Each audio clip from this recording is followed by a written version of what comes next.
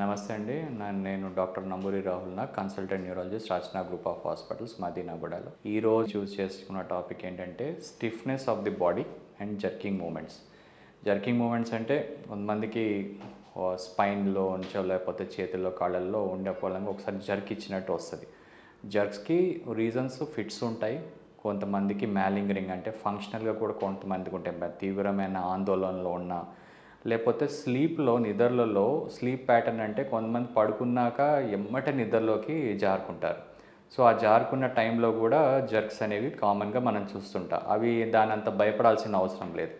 కాకపోతే ఈ myoclonic jerks అనేది లేకపోతే హిప్నిక్ జర్క్స్ అనే దానికి మాత్రం ఎవాల్యుయేషన్ అవసరం.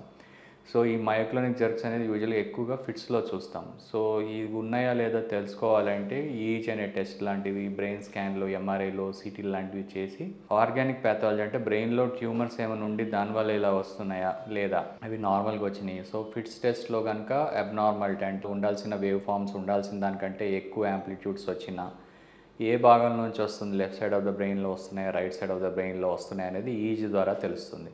సో ఒక్కొక్క రకమైన జర్క్స్కి ఒక్కొక్క రకంగా ఎవాల్యుయేట్ చేసుకొని ట్రీట్మెంట్ స్టార్ట్ చేస్తాం. ఒకవేళ ఫంక్షనల్గా యాంగ్జైటీ వల్ల వస్తుంటే యాంగ్జైటీ మెడిసిన్స్, కొంచెం మెడిటేషన్లు, యోగాలు లాంటివి, ఓన్లీ ఒకటే దగ్గర కూర్చోకుండా కొంచెం గ్రూప్ సోషల్ యాక్టివిటీస్లో కూడా పాలు పంచుకోవటము, మైండ్ డీవియేషన్ ద్వారా కూడా మనం కంట్రోల్ చేసుకోగలుగుతాం.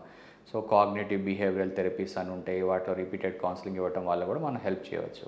ఇవి కాకుండా బ్రెయిన్ నుంచి వచ్చే జర్క్స్, ఫిట్స్ ద్వారా వచ్చే మాత్రం నెగ్లెక్ట్ చేయకూడదు. ఎందుకంటే అవి నెగ్లెక్ట్ చేస్తే భవిష్యత్తులో పెద్ద ప్రమాదాలుగా మారి కంటిన్యూస్గా ఫిట్స్ రూపంలో మారిపోయి ప్రాణాలు కోల్పోయే పరిస్థితి వస్తాయి. కాబట్టి వాటికి సంబంధించినవన్నీ కన్సల్టెంట్ న్యూరాలజిస్ట్కి మా దగ్గర వైపు వస్తే మేము చూసి దానికి మందులు స్టార్ట్ చేయడం వలన ప్రాణహాని నుంచి బయటపడగలుగుతాం. Thank you.